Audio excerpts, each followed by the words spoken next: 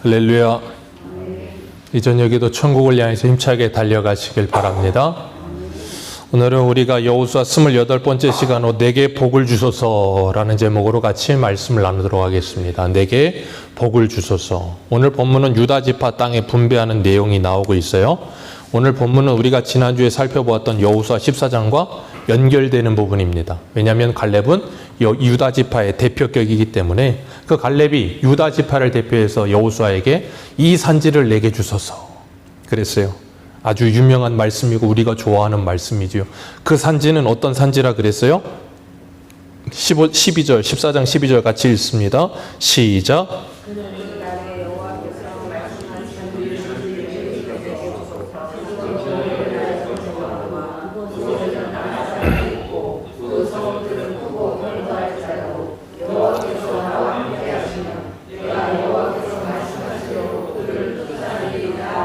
아멘.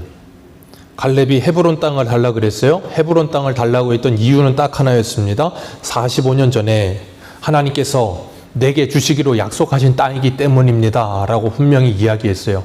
당신은 모세가 그 말을 했던 거 기억하지 않습니까? 하면서 45년 전 추억을 되새기면서 이 땅을 내게 주소서 그런다 그랬습니다. 그러면서 그 헤브론 땅이 갈렙에게 좋은 땅이었던 이유가 왜 그렇다 그랬어요? 그 땅은 하나님이 나에게 주신 땅이기 때문이라 그랬어요. 분명히 지리적으로도 보면 이 헤브론 땅 그리고 가나안 땅의 유다 지파가 차지한 땅은 가장 좋은 땅이긴 해요. 가나안 땅의 가장 중심입니다. 뭐 오늘날로 말하면 강남? 강남같이 그렇게 좋은 땅이에요. 그런데 문제는 항상 그 좋은 땅에는 거기에 원래 거주하는 사람들이 누가 살겠어요? 가장 좋은 땅이니까 가장 힘센 사람들이 사는 거예요. 오늘날에도 강남은 가장 힘센 사람들이 삽니다. 그래서 강남이라는 단어에 사전적 의미가 또 하나 있는 게 있잖아요. 새로운 신조어가 생긴 게 있어요. 빗장도시라고. 사전에 등재되어 있어요. 아무도 함부로 들어가서 살지 못하는 땅이라는 거예요. 쉽게 말하면. 그게 빗장도시예요. 범접 못해요. 아무나 못 들어갑니다. 쉽지가 않은 땅이에요. 거기 사는 거 어렵습니다. 그런 것처럼 이 헤브론 땅이 그래요. 그래서 헤브론 땅은 어떻다고요? 15절 말씀 14장 15절 같이 읽습니다. 같이 읽습니다. 시작.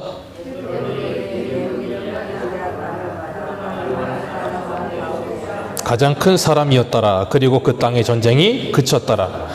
그 아르바는 아낙 사람 중에서 어떻다고요? 가장 큰 사람이라. 하필이면 달라 그래도 가장 어려운 땅을 달라 그런다 그랬어요. 이유는 하나라 그랬습니다. 갈렙이 달라 그런 게 아니라 하나님이 먼저 이미 주신 땅이기 때문에. 그리고 그 땅은 하나님이 나에게 차지하게 하시겠다고 약속하신 땅이기 때문에 하나님이 함께 하시기만 하면 어떨 수 있다는 거라 그랬어요? 차지할 수 있다라고 믿음으로 고백하는 땅이라 그랬습니다. 그리고 오늘 본문의 13절을 보면 이 헤브론에 이 갈렙이 사는 그곳은 갈렙에게 주었으니 아르바는 어디라고요? 아낙의 아버지였더라. 가장 큰 민족이 사는 아낙 자손 중에 가장 큰 민족이 사는 땅. 그래서 아낙의 아버지와 같은 그런 땅. 그런데 갈렙이 그 땅을 차지할 수 있다 그랬고 그 땅을 달라 그랬어요. 그리고 오늘 14절을 보면 갈렙이 거기서 아낙의 소생 그새와 아들 곧 세세와 아이만과 달메를 뭐하였더라? 쫓아내었더라. 갈렙이 그 땅에서 거주하고 있는 사람들을 쫓아내었더라라고 분명히 이야기하고 있어요. 어떻게 쫓아냈습니까? 이유는 딱 하나예요. 14장 12절에 말하는 것처럼 여호와께 나와 함께 하시면 쫓아낼 수 있습니다. 그 믿음으로 싸웠더니 어떻게 됐다는 거예요? 그 땅을 차지할 수 있었다는 거예요. 하나님은 우리들에게 이것을 통해서 뭘 보여주십니까? 하나님이 주신 땅이라면 그것이 어디이든 하나님의 말씀에 순종하면 그 땅을 차지할 수 있다라는 거예요. 그렇기 때문에 하나님은 오늘도 우리들에게 이 땅을 살아가면서 우리가 잊지 말아야 될 것, 우리가 살고 있는 땅이 오늘 새벽에 베드로가 베드로전서 5장에 말하고 있는 것처럼 악한 영들이 가득한 땅이라 할지라도 우리의 대적들이 가득한 땅이라 할지라도 그곳에 아낙 자손의 아버지가 사는 땅이라 할지라도 아낙의 할아버지가 사는 땅이라 할지라도 하나님이 나와 함께 하시면 그것을 뭐 할 수 있다고요? 차지할 수 있다. 그게 오늘 새벽에 이 베드로가 말했던 근신하라 깨어라예요. 그리고 믿음에 굳건하게 서서 그를 뭐하라? 대적하라. 야고보서 4장 7절에 뭐라 그랬어요? 그리하면 너희가 하나님의 말씀에 순복하고 마귀를 대적하면 마귀가 너희를 피하리라. 아낙 자손의 아버지가 피하듯 마귀들도 너희들을 피하게 될 거라는 거예요. 뭐 하기만 하면? 하나님을 믿고 그 하나님의 말씀에 순종하기만 하면 그래서 항상 하나님의 말씀은 어디에서 역사한다 그랬어요? 그 말씀을 믿는 자 안에서 역사가 일어나는 거예요. 믿지 않는 사람 안에서 말씀의 역사가 일어나지 않습니다. 믿음이 없으면 하나님을 기쁘시게 할 수가 없는 거예요. 그래서 그렇기 때문에 믿음을 가진 사람은 언제나 어디서나 하나님의 나라를 차지하는 삶을 살게 될 줄로 믿습니다. 믿지 않는 사람들은 그 있는 것마저도 빼앗기게 되고, 믿는 사람은 그 있는 것보다도 더 넘치도록 하나님이 뭐 하세요? 은혜를 부으세요. 그게 이 달란트 비유에 나오잖아요. 5달란트, 2달란트, 1달란트 이렇게 나눠주고 나서 주인이 갔다가 돌아왔는데 5달란트는 몇 개 남겼어요? 5달란트 남기고, 2개는 2개 남기고, 하나는 땅에 묻어놨다 주니까 뭐라 그래요? 그 있는 거 빼앗아 5달란트 가진 자에게 주어라. 하나님께서 그렇게 말씀하시잖아요. 하나님의 말씀에 순종하며 그 은혜를 누리고 있는 사람은 더 풍성한 걸 누리게 되지만, 그러지 않은 사람들은 있는 것마저도 빼앗기는 게 하나님의 나라예요. 이 땅에서도 마찬가지입니다. 하나님께서 우리에게 주신 것을 우리가 풍성히 순종하며 누리는 삶을 살아갈 때 우리는 이 땅에서 하나님의 나라를 뭐 할 수 있어요? 확장할 수 있어요. 그게 바로 세례 요한 이후로 하나님의 나라는 뭘 당한다고요? 침노를 당한다는 거예요. 침노하는 자들의 것이 된다는 거예요. 그 가치를 알고 소중함을 알아서 그것을 차지하고 싶어하는 열망과 열심이 생겨나는 거예요. 마치 세상 사람들이 악한 일에 열망과 열심을 갖듯이 하나님의 사람들은 하나님의 일에, 그리고 선한 일에 열망과 열심을 갖게 될 줄 믿습니다. 어떻게 해요? 빌립보서 2장에 말씀하고 있잖아요. 너희 안에 행하시는 이는 하나님이시니, 하나님이 그 소원을 너희에게 기쁘신 뜻과 소원으로 하나님의 뜻을 주셔서 행하게 하신다라고 말씀하세요. 그래서 성령은 우리 안에서 말할 수 없는 탄식으로 우리 위해 기도하시고, 예수님은 하나님 우편에서 지금도 우리를 위해 뭐 하신다고요? 간구하고 계시고, 그 기도의 응답으로 우리가 뭐예요? 지금도 이렇게 믿음으로 살아가고 있는 거예요. 그리고 하나님의 나라를 차지하며 살아가고 있는 줄로 믿습니다. 그러나 말씀에 순종하지 않는 자는 반드시 넘어지게 돼 있어요. 베드로전서 2장 8절에 말씀하고 있습니다. 그들은 하나님의 말씀에 순종하지 아니함으로 넘어지느니라. 하나님의 말씀에 순종하는 자는 하나님이 주시는 은혜를 누리지만, 그렇지 못한 사람들은 모든 것이 넘어짐이에요. 모든 것이 괴로움입니다. 그렇기 때문에 하나님이 베드로를 통해서 베드로전서에 젊은 자들에게 요구하는 게 2가지 태도가 뭐였어요? 순종과 겸손이에요. 순종과 겸손한 자 하나님이 은혜를 베푸시고 높이시리라. 그게 이 땅을 살아가고 있는 성도들의 모습인 줄로 믿습니다. 하나님의 말씀에 순종할 때 하나님께서 대적을 쫓아내시고 그들을 이기게 하셨고, 15절 말씀 오늘 본문 같이 읽습니다. 15절입니다. 시작.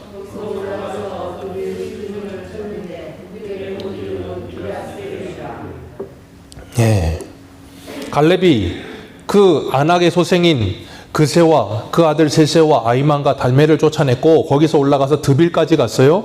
드빌 주민을 쳤는데 드빌의 본 이름은 기랴세벨이라. 그리고 갈렙이 기랴세벨을 점령하는데 그냥 자기가 점령하면 될 것 같은데 그러질 않고 뭘 하냐면 16절에 보니까 기랴세벨을 쳐서 그것을 점령하는 자에게는 내가 내 딸 악사를 뭐 하겠다?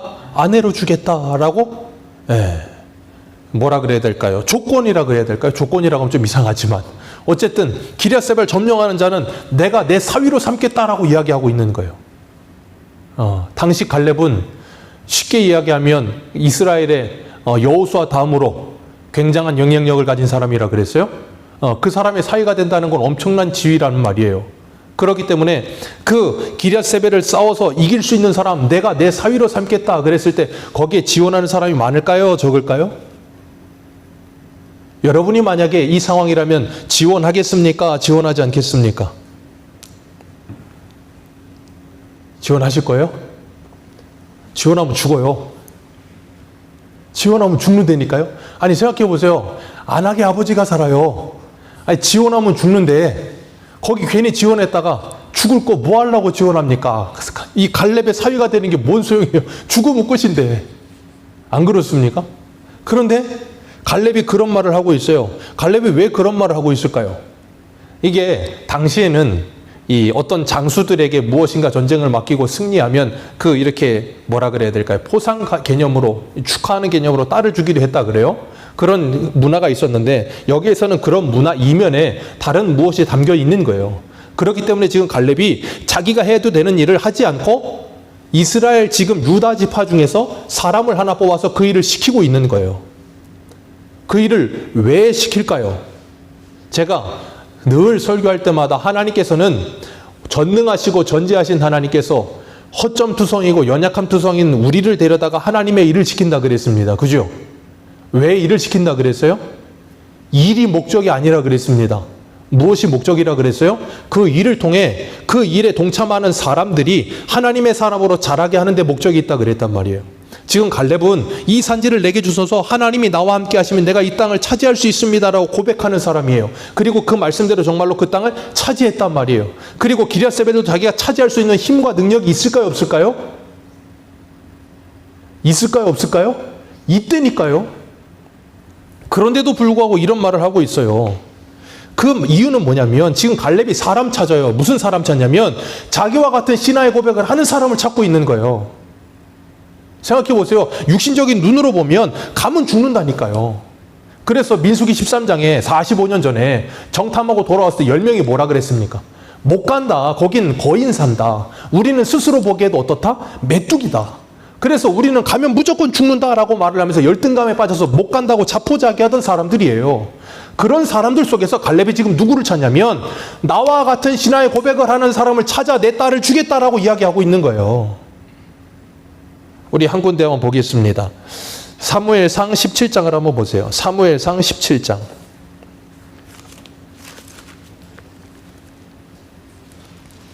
사무엘상 17장.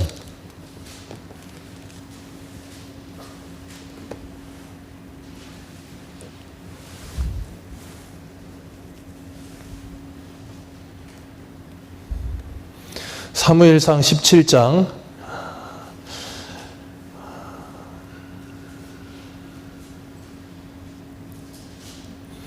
23절부터 25절까지만 읽겠습니다. 23절부터 25절입니다. 같이 한번 읽습니다. 시작.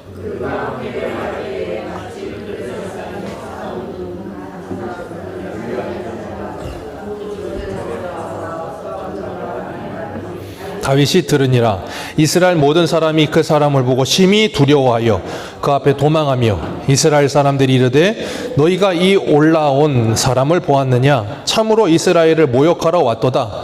그를 죽이는 사람은 왕이 많은 재물로 부하게 하고 그의 딸을 그에게 주고 그의 아버지의 집을 이스라엘 중에서 세금을 면제하게 하시리라. 지금 이 17장 16절을 보면 그 블레셋 사람이 40일을 조석으로 나와서 몸을 나타내었더니 라고 이야기하면서 그 골리앗이 나와서 뭐 했습니까?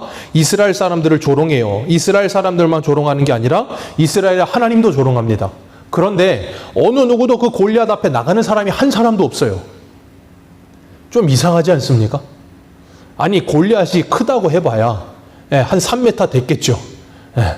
당시에 3m면 거의 2배 크기 됐겠죠. 그런데 어쨌든 골리앗이 그러고 있는데 40일 동안 조롱을 해요. 전쟁하러 나왔는데.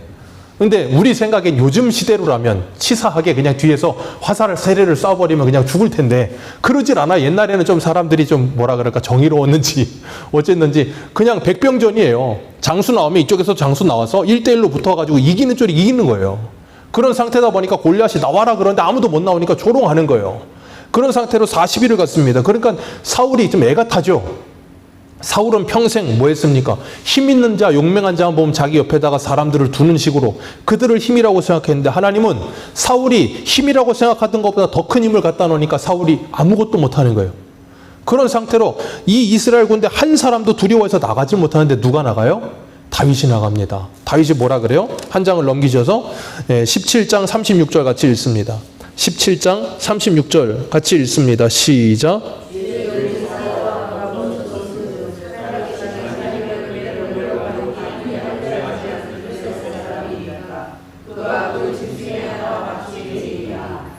다윗이 지금 말도 안 되는 소리를 하면서 뭐라 그래요? 내가 골리앗한테 가서 싸우겠습니다 라고 이야기를 해요.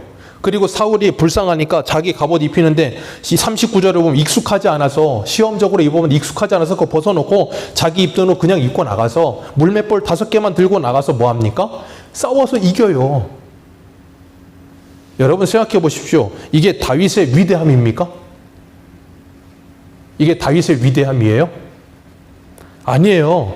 하나님이 다윗과 함께 하시기 때문에 이길 수 있는 거예요. 다윗의 위대함이 아니라고요. 우리는 이걸 보면서 다윗의 위대함 자꾸 거기에다 초점을 맞추다 보면 뭐 하게 되는가 하면 그 싸움을 다윗이 이긴 것처럼 생각을 해요. 다윗을 이긴 게 아니고 하나님이 다윗에게 이기게 하신 거예요. 어느 누구도 골리앗 앞에 무서워서 나가지 못하는데 하나님께서는 다윗에게 그런 믿음 주셔서 그가 하나님을 믿는 믿음을 가지고 그 골리앗 앞에 나아갈 수 있게 하셨다 그 말이에요. 생각해 보세요. 다윗이 하나님을 믿지 못했다면 골리앗한테 나갔겠습니까? 못 나가죠. 그렇기 때문에 다윗이 나가서 그 골리앗과 싸워서 이기는 것처럼 오늘 본문에 이 갈렙이 누가 가서 싸우겠느냐 그럴 때 그 갈렙의 아우였던 그나스의 아들 온니엘이 가서 뭐예요? 그 기럇세벨과 싸워서 승리하게 돼요. 그러니까 이 온니엘의 신앙은 갈렙의 신앙이고 그 신앙은 누구의 신앙과 같은 신앙이에요? 다윗의 신앙과 같은 신앙이에요. 그 신앙과 똑같은 신앙을 고백을 했던 사람이 누구예요? 요나단이에요. 요나단이 블레셋에 공격해 들어갈 때 자기하고 자기 병기 든 사람 한 사람만 데리고 블레셋 적진으로 뛰어 들어갑니다. 그때 뭐라 그러냐면 전쟁은 사람의 많고 적음에 달려있지 않고 하나님께 달려있다고 말을 했어요. 그런데 지금 다윗이 골리앗을 향해 나가면서 자기가 했던 신앙의 고백과 똑같은 신앙의 고백을 하고 있는 거예요. 그러니까 요나단이 지금 아무도 골리앗 앞에 나가지 못하고 누구도 믿음으로 서지 못하는 그곳에서 믿음의 사람 한 사람을 딱 보고 나니까 뭐예요? 다윗이 요나단 죽었을 때 뭐라 그럽니까? 요나단이 나를 사랑한 것은 여인이 사랑한 것보다 더 승한 사랑을 하였다라고 표현해요. 자기의 모든 것을 다 내어줄 만큼 다윗을 사랑했어요. 사울 다음으로 왕위가 자기에게 와야 되는데도 불구하고 요나단은 알았어요. 하나님께서 다윗을 왕으로 세울 거라는 걸. 그리고 그에게 네가 왕이 될 거라. 그런데 너는 내 자식의 내 후손들을 잘 지켜달라고 부탁까지 하면서 다윗을 위해 준다고요. 왜요? 같은 신앙의 고백을 하는 믿음의 동지를 만났기 때문이에요. 지금 갈렙은 그 사람을 찾고 있는 거예요. 마치 요나단이 다윗을 만난 기쁨과 같은 갈렙이 그런 기쁨을 찾고 있는 중인 거예요. 그래서 그에게 뭐 하겠다는 거예요? 자기가 가장 사랑하는 자기 딸을 주겠다라고 이야기하고 있는 거예요. 그러니까 지금 갈렙이 자기 사익감으로 지금 찾고 있는 사회의 스펙이 뭐예요? 딱 하나, 믿음이요. 오늘날 우리는 우리 자녀들의 배우자의 조건으로 뭘 생각하십니까? 자녀들이 커서 장성해서 결혼할 나이가 되면 자녀들에게 너는 배우자를 뭘 보고 찾아라 라고 말을 하십니까? 오늘날의 스펙은 경제력이에요. 그래서 연봉 남자 뭐 5천만 원인가 이상, 여자 뭐 3천만 원 이상 안 되면 결혼 못 한대요. 뉴스에 그런 게 나와요. 생각해 보십시오. 뉴스에 그런 게 나온다는 말은 일반 사람들의 생각 속에도 은연중에 그게 뭐예요? 이미 만연해 있다 그 말이에요. 그 뉴스대로라면 저는 결혼 못 해야 돼요. 결혼이라는 건 할 수가 없어야 되는 사람이고 애를 넷을 낳으면 범죄자예요. 세상 사람들의 말과 그들의 스펙에 우리들을 자꾸 우겨 맞추려고 하지 마세요. 왜 자꾸 세상 사람들의 기준에 나를 끼워 맞추시려고 합니까? 세상 사람의 기준에 나를 맞출 게 아니라 하나님의 기준에 나를 맞춰야죠. 그런데 많은 사람들이 배우자를 찾을 때 뭘 찾아요? 그 사람의 경제력, 그 사람의 외모, 그 사람의 어떤 스펙, 그런 거 찾고 있다고요. 갈렙은 아무것도 안 봐요. 믿음만 봅니다. 정말 오늘날 기독교인들이 자기 자녀들의 배우자를 찾을 때 이런 믿음의 고백을 할 수 있는 나와 같은 신앙의 결을 가진 같은 신앙의 고백을 하는 사람을 찾아 자녀들에게 배우자로 맞춰줄 수 있다면 그것보다 위대하고 아름다운 결혼은 없을 거예요. 근데 우리는 너무나도 이 마음, 이 생각 속의 가치관이 세상화되어 있어서 너무 세상 사람들하고 똑같은 기준으로 모든 걸 보고 모든 걸 생각해. 얼마나 불쌍합니까, 인생이. 그러니까 이 세상을 살아가면서도 성도다움이라는 게 나오질 않는 거예요. 그러니 세상의 빛과 소금 역할을 감당이 아닌 게 뭐예요? 소금이 맛을 잃어버려서 오히려 세상에 밟히고 살고 있는 중인 거예요. 그러면서도 자신들이 왜 그런 삶을 살고 있는지를 몰라. 이미 너무 많이 이쪽으로 와 있어. 세상적인 기준으로 이미 많이 와 있어. 이걸 옮기려니까 너무 버려야 될 게 많은 것 같고 놓아야 될 게 많은 것처럼 보이는 거예요. 그러니까 그걸 놓으면 내 인생이 끝날 것 같은 두려움이 드는 거예요. 주님이 새벽에 베드로에게 뭐라 그러셨어요? 염려하지 말고 하나님께 맡겨라. 하나님이 너희들을 돌보시리라. 그 하나님의 말씀을 믿는 사람 되시기를 주님의 이름으로 축복합니다. 하나님의 말씀을 믿으면 하나님이 돌보십니다. 그러면 죽지 않아요. 죽지 않습니다. 하나님이 알아서 그냥 살게 하십니다. 그래서 풍부에 처해도 빈곤에 처해도 일체의 비교를 아는 자로 이 땅을 살게끔 만들어 주실 거라는 거예요. 오늘 우리는 이런 믿음의 고백을 같이 하는 사람들을 찾는데 정말 마음을 쓰고 계십니까? 내 자녀들의 배우자뿐 아니라 같은 신앙의 고백을 하는 사람들이 한 교회에 함께 모일 때 얼마나 좋겠어요. 나와 같은 신앙의 결, 신앙의 결이라고 하는 표현이 좀 이상하긴 하지만 나와 같은 신앙의 고백을 하는 사람들, 나와 같은 신앙의 가치관을 가진 사람을 만날 때 얼마나 좋습니까? 그러면 말이 잘 통해요. 같은 신앙을 갖잖아요. 말이 잘 통합니다. 너무 좋아요. 그런데 같은 신앙을 갖지 않은 사람들은 똑같이 하나님을 믿는다 그러고 예수님을 믿는다고 하는데도 자꾸 여기 벽이 하나 있는 것 같아요. 아무리 말을 해도 이게 통하질 않아. 자꾸 튕겨나가는 것 같고 뭔가 겉도는 것 같단 말이에요. 왜 그래요? 나도 하나님을 부르고 이 사람도 하나님을 부르는데 문제는 둘 중에 다른 하나님을 부르고 있는 사람이 있다는 거예요.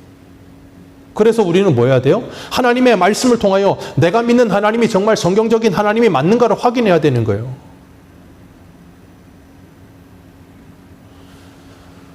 그걸 우리가 바로 알게 될 때 나와 너 사이에 우리 가운데 계시는 하나님을 만나는 거예요. 그럴 때 뭐예요? 임마누엘의 하나님을 경험하는 거야, 함께. 그게 기쁨이라고요. 즐거움이라고요. 그게 교회로 모인 성도들의 기쁨이에요. 요번에 새로 오셨던 그 안수 집사님이라는 분이 저한테 이렇게 잠깐 방 안에서 이야기를 하면서 그러더라고요. 아, 목사님 이렇게 설교하시는 걸 인터넷으로 들었고 그러면서 이렇게 하셨다고 그러면서 자신의 생각과 너무나도 일치하는 것 같아서 너무 기뻤다고. 제가 그래서 속으로 그랬어요. 정말인가?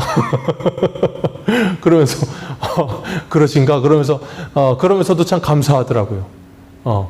뭔가 이 신앙의 가치관이 같다는 거, 그거 정말로 중요한 겁니다. 그게 같지 않으면 함께 하면서도 동상이몽이 되는 거예요. 생각해 보십시오. 이스라엘 백성들이 하나 가득 있다고요. 골리앗 앞에 있고. 그런데 요나단이 그때 생각해 보세요. 어느 누구도 나와 같은 신앙의 결을 가진 사람이 없어. 얼마나 외롭겠습니까? 그런데 거기에서 다윗이 딱 나타나요. 얼마나 기쁘겠습니까? 성도가 그런 거예요. 이 세상에서 나와 같은 생각을 가지고 신앙생활하는 사람들이 없는 줄 알았는데 그런 사람들이 나타나게 될 때 그 만남은 기쁨인 거예요. 마치 딸을 주고 싶을 만큼의 기쁨.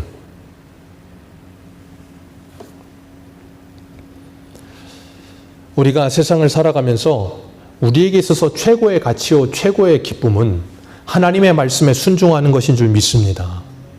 세상의 사람들도요, 돈보다 중요한 게 있는 걸 아는 사람들이 많아요.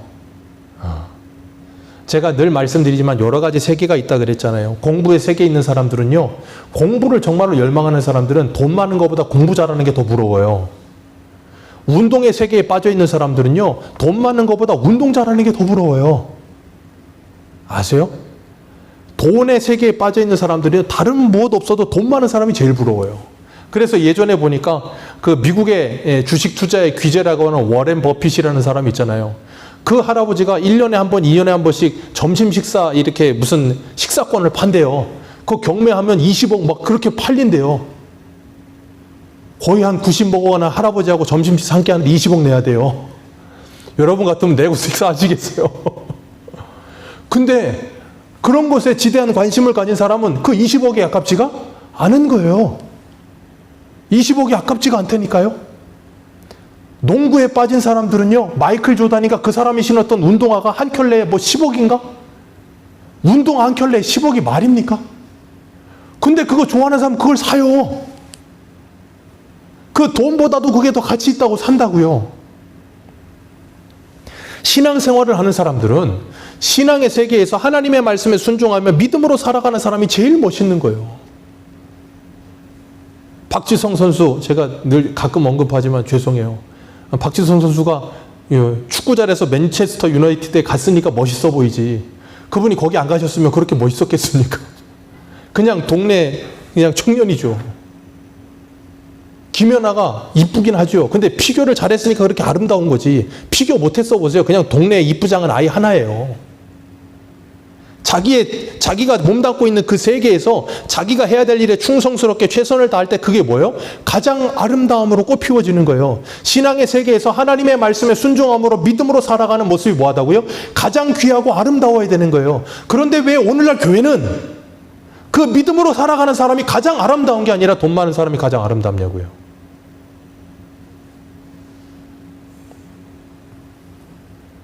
도대체 우리는 뭘 부러워하며 살고 있느냐고요.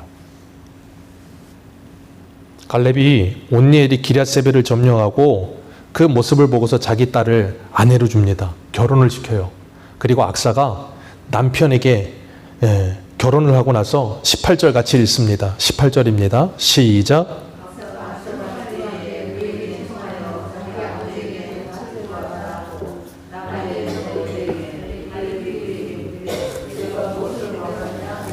네. 악사가 참 아내를 구하려도 이런 아내를 구해야 돼요. 결혼을 했더니 어떻게 해요? 원래는 이 중동 지역은 결혼하면은 인도도 그렇고 그렇지만 남자가 신부 측에다가 이 결혼 자금을 줘야 되는 거예요. 그런데 여기는 결혼 자금을 주는 게 아니라 딸내미가 딸은 도둑이라고 결혼하더니 남편한테 야 우리 가긴 가야겠는데 그냥 가면 안 되니까 땅 달라고 하자. 그러니까 갈렙이 내리니까 뭐 줄까? 땅 주세요 그랬어요. 그랬더니 이 갈렙이 지금 무슨 땅을 줬냐면 네게부 땅을 줬어요. 이 네게부는 가나안 땅 최남단이거든요. 이 네게부라는 단어가 거칠고 메마른 땅이라는 뜻이에요. 참 너무하지 않습니까? 딸이 결혼했어요. 그리고 결혼해서 딸이 가면서 출가 외인이 돼서 가면서 아버지 나한테 좀 땅을 주세요 그랬더니 네게부 땅을 줘요. 참 치사한 아버지. 솔로몬이 성전 짓는데 그 누구예요? 성전 짓는 일 했던 그 왕이 누굽니까? 저쪽에 아유 갑자기 이름 생각이 그 사람한테 수고했다고 주는 땅이 어디예요? 가불 땅. 쓰잘데기 없는 땅. 너나 가져라 그러고 다시 주잖아요. 그런 땅을 준다고요. 그런 것처럼 지금 이 갈렙이 자기 딸한테 네게부 땅을 줬어요. 그랬더니 이 악사가 또 뭐라 그러냐면 그 네게부 땅을 나에게 보내시니 샘물도 내게 주소서. 거기 거칠고 메마른 땅이라 어떻게 삽니까? 그러니까 샘물도 주십시오. 그랬더니 아버지가 뭐예요? 윗샘과 아랫샘도 주었다라 그래요. 참 자녀들은 대단해요. 부모에게 뭐 맡겨놓은 것도 없는데 그냥 달래요. 너무하지 않습니까? 어떨 때 보면 참 너무할 때가 있어요. 뭐 맡겨놓은 것도 아니고 계속 달래. 갈렙이 악사가 아버지에게 이럴 수 있었던 이유는 하나예요. 갈렙이 자기 아버지이기 때문에 그런 거예요. 어느 누구에도 일을 못합니다. 이걸 통해서 우리가 뭘 보냐면 우리가 우리 아버지께 이렇게 구할 수 있어야 된다는 거예요. 우리의 필요를 얼마든지 하나님께 가서 구할 수 있어야 돼요. 왜? 우리 아버지니까. 그래서 야고보서에 뭐라 합니까? 너희가 받지 못하면 구하지 아니하였기 때문이요. 구하면 아버지께서 주시겠다는 거예요. 그러면서 이 악사가 뭐라 그랬어요? 19절에 내게 뭘 주소서? 복을 주소서. 네게부 땅에 가서 살겠는데 내게 복을 주소서. 윗샘과 아랫샘도 주리라. 그 척박한 땅, 그 물이 없는 땅에서 너에게 물을 주어 너 살 수 있게 해주겠다. 우리 한 군데만 볼까요? 58장을 보세요. 이사야 58장. 이게 어떤 복인가? 이사야 58장 11절.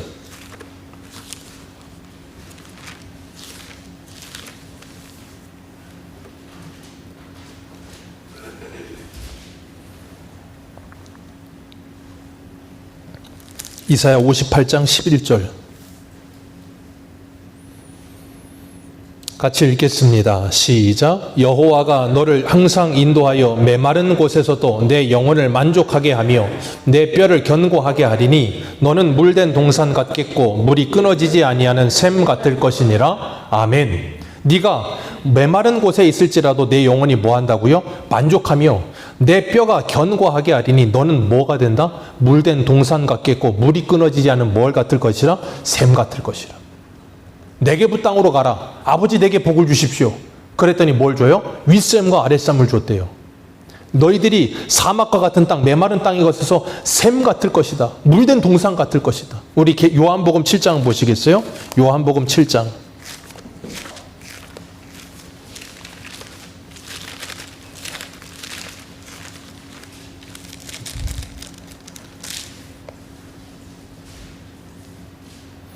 요한복음 7장 37절.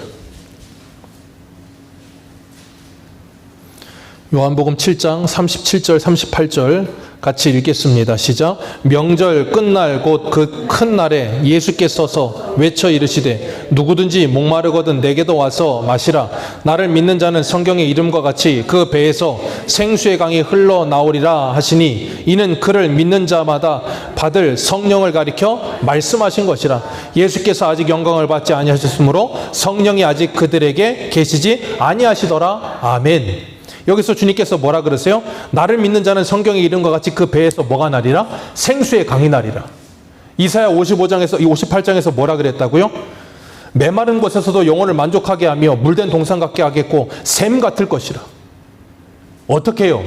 샘의 근원이신 하나님, 예레미야 2장에 뭐라 그랬어요? 이 백성이 두 가지 죄를 지었는데 생수의 근원된 나를 떠난 것과 생수의 근원 되시는 샘 되시는 하나님께서 그들과 함께 하시면 그들이 어떻게 된다고요? 네게부 땅에 가셔서 샘의 근원이 된 하나님과 함께 하셔서 복을 누리게 될 거라는 거예요. 창세기에 보면 하나님께서 그랄 땅에 요셉에게 기근이 찾아왔을 때 애굽에 내려가려고 하니까 뭐라 그러세요? 내려가지 말고 그랄 땅에 머물러 있어라. 그래서 이삭이 그 하나님의 말씀에 순종하여 그것에 머물렀더니 하나님께서 그 해에 요셉에게 이삭에게 뭐 하셨어요? 100배의 복을 주셨다니까. 100배의 복을. 그게 어떻게 가능해요? 하나님의 말씀에 순종했을 때.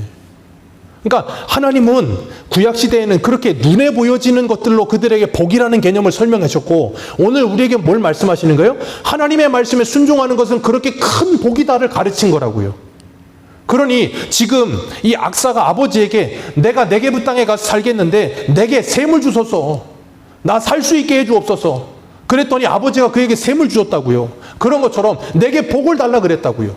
오늘 우리에게 복은 뭐냐고요. 이 척박한 땅 같은 이 세상 속에 살면서 성도가 받는 복은 뭐예요? 복의 근원이신 하나님이 나와 함께 하시는 거예요. 그게 복이라고요. 그리고 나면 뭐 한다고요? 우리의 배에서 생수의 강이 흘러넘치게 되리라. 이게 무슨 말씀이에요? 에스겔의 말씀이잖아요. 성전의 동편에서 그 문에서 흘러나오는 물이 발목을 적시고 무릎을 적시고 허리를 건너지 못할 창이란 강이 된다고. 그게 계시록 22장에 가면 뭐예요? 어린 양과 아버지의 보좌에서 흘러나오는 물이요. 그 생수의 강이 우리를 살게 하는 거예요. 그렇기 때문에 신약을 살고 있는 우리들은 하나님 우리에게 복을 주옵소서 할 때 그 복이 뭐예요? 하나님 우리에게 성령으로 충만케 하여 주옵소서예요. 성령으로 충만하면 이 사막과 같은 적막한 땅에서도 내가 얼마든지 샘의 근원이 되어 살 수 있습니다라고 말하는 거예요. 그게 뭐예요? 풍부에 처하든 빈곤에 처하든 일체의 비결을 알아 능력 주시는 잔에서 모든 걸 할 수 있는 복이요. 오늘 악사가 구하는 복이 바로 그런 복이에요. 오늘 신약을 살고 있는 저와 여러분들이 하나님께 구해야 할 복이 바로 그런 복이에요. 갈렙이 그런 사람을 찾아서 딸에게 주고 있고 그 딸은 그런 남편을 만나 그런 복을 구하며 사는 아내가 되어 있는 거예요. 오늘 우리가 바로 누구예요? 예수 그리스도의 신부라고요. 예수 그리스도의 신부가 되어 아버지에게 이런 복을 구하며 살고 있는 거예요. 그래서 하나님께서 우리 영혼을 만족하게 하시고 물된 동산 같게 하셔서 우리가 가는 곳마다 에스겔 말씀에 보면 그 성전에서 나오는 물이 가는 곳마다 죽은 바다도 뭐 한다고요? 소성시키느니라. 우리가 가는 곳마다 생명의 역사가 일어나는 거예요. 그게 뭐예요? 아브라함의 복. 세상 모든 사람이 너로 말미암아 복을 얻으리라. 여러분이 가는 곳마다 정말 살아나는 놀라운 하나님의 은혜가 일어나게 되기를 주님의 이름으로 축복합니다. 사망의 땅과 같은 네게부 땅과 같은 곳을 여러분 생수의 근원된 하나님과 함께 여러분이 가셔서 그것을 살려내세요. 여러분을 만나는 사람들이 그런 놀라운 은혜를 누리게 되게끔 만들어주세요. 하나님은 우리를 그런 사람으로 살라고 이 땅에 부르신 줄 믿습니다. 그래서 우리는 이 땅을 살아가면서 하나님께 날마다 뭐 해야 돼요? 복을 구하며 살아야 되는 거예요. 그래서 우리 마지막으로 읽겠습니다. 히브리서 12장 한번 떼어보세요. 히브리서 12장.